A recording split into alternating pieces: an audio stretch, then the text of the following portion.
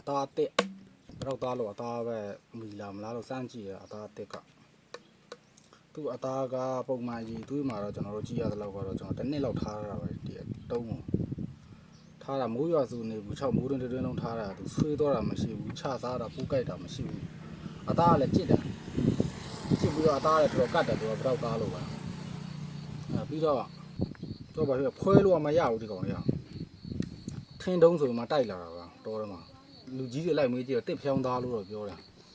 ခွဲလို့ဘလို့မှခွဲလို့မရပေါက်စင်နဲ့ခွဲလို့မရနဲ့အာနာတေကောင်ဘုံထွင်းကောင်းမလားမသိဘူးဆိုရင်မှဘုံစမှစမ်းကြည့်ရတယ်ပတ်စာကတ်တဲ့ဘုံတော့မစမ်းသေးဘူးလို့ဆို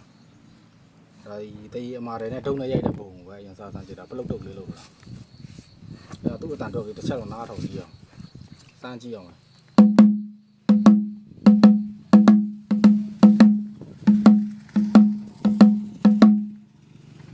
တာဆိုးတော့မဆိုးဘူးဗျဒါမှဘရောက်သား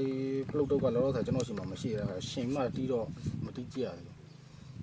ဒီနေထားဆိုတော့တော်တော်လေးအတန်တော့တော်တော်လေးထွက်တဲ့ထဲတော့ပါတယ်ဖိန်ကိုလည်းဒီလိုပိတ်ပြီးတီးကြည့်မှာ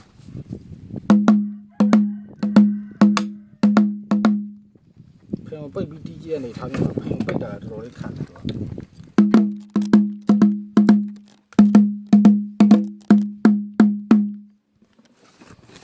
ရလဲချ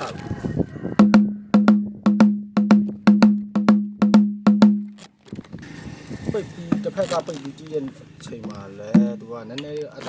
န်တော့ဝတ်တော့သွားဆိုမှတအားဆိုးဆိုးဝါတော့မဟုတ်ဟိုအသားမကောင်းတော့သူကဒီဘက်ကပိတ်ပြီးကြည့်နေအတန်ကိုကောမမြည်ရတော့ဒီကောင်ကျတော့အဲ့လိုတော့အဲ့လောက်ထိတော့မဆိုးဘူးဒီကောင်ဖိန်တစ်ဖက်ကပိတ်နေအနေထားမျိုးကတော့အတန်တော်တော်ကြံသေးတယ်လို့ပြောရရတယ်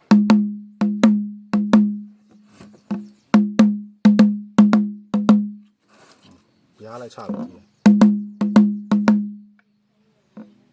အလဲတီးတယ်ဘေးဘက်ဒီသားလေးကဘရောက်သားနေရပါမယ်အစားထိုးပြီးသုံးလို့ရနိုင်မလားဆိုတော့စမ်းကြည့်တယ်တကယ်လို့ဘရောက်သားတွေမရှိလို့ရှားပါလာပြီဆိုတော့အကြီးသွေးကောင်းကောင်းရပုံတန်ထွက်ဖို့အကြီးသွေးကောင်းကောင်းရခြင်း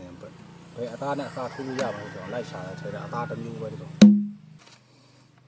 ရှိမှာကောင်းမကောင်းတော့ကျွန်တော်လည်းတေချာတော့မသိဘူးဘရောက်သားအကြီးသွေးမျိုးတော့တေချာတစ်ခုတော့ဒီကောင်ကိုသားတွေတည့်ရသားတွေဟိုလက်ပံသားတွေတော့အများကြီးတော့တာတော့ပါ